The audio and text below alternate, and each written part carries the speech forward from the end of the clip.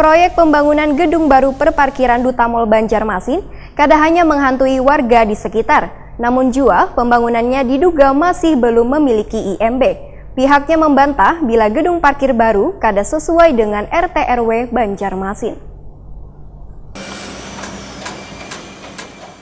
Proyek pembangunan gedung baru perparkiran Duta Mall Banjarmasin kada hanya menghantui warga di sekitar lantaran banyak rumah warga yang rusak akibat dampak dari pembangunan tersebut, namun juga pembangunannya diduga masih belum memiliki IMB. Manajer operasional Duta Mall Banjarmasin Yeni Purnawati, yang ditakuni Prima TV jelang tengah hari Selasa 12 November 2019, mengakui bila pihaknya belum mengantongi izin mendirikan bangunan terkait bangunan parkir baru nang wayah ini dalam tahap pembangunan. Menurut Yeni Purnawati, alasan kada keluarnya IMB tersebut dari Pemko Banjarmasin dikarenakan pihak DM Banjarmasin terlebih dahulu harus memenuhi atau menyediakan kawasan ruang terbuka hijau, sedangkan pihaknya masih belum dapat memenuhi RTH. Sementara pemerintah kota masih mengurus perpindahan status lahan tersebut karena statusnya di RT/RW masih masuk kawasan permukiman. Namun Yeni Purnawati membantah bila gedung parkir baru kada sesuai dengan RT/RW Banjarmasin karena gedung itu sudah masuk dalam kawasan bisnis bukan kawasan permukiman. Disinggung tentang adanya sanksi terhadap pendirian sebuah bangunan yang belum memiliki IMB, Yeni Purnawati menyatakan bila persoalan perizinan sudah dibicarakan dengan pihak terkait.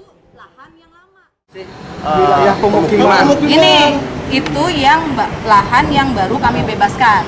Makanya gini, saya harus klarifikasi itu. Lahan yang baru kami bebaskan yang sudah kami beli dari warga itu memang masih RT/RW kepemilikan untuk perumahan. Terus kenapa yang yang bangunan yang gedung parkir ini itu dari awal sudah bisnis. So, kenapa IMB-nya nggak keluar? Saya bilang tadi RTH, ruang terbuka hijau, itu yang belum kami penuhi. Nah ini yang beredar itu, jadi itu yang mesti salah satu dari syarat kita untuk mendapatkan IMB adalah RTH. Ruang terbuka hijau. Jadi ruang terbuka hijau itu ada berapa persentasenya dari bangunan yang ada gitu loh. Jadi kami belum memenuhi itu dan kami akan membangun RTH itu di lahan yang kami sudah bebaskan tadi. Nah, yang itu yang RT/RW-nya masih peruntukannya untuk pemukiman.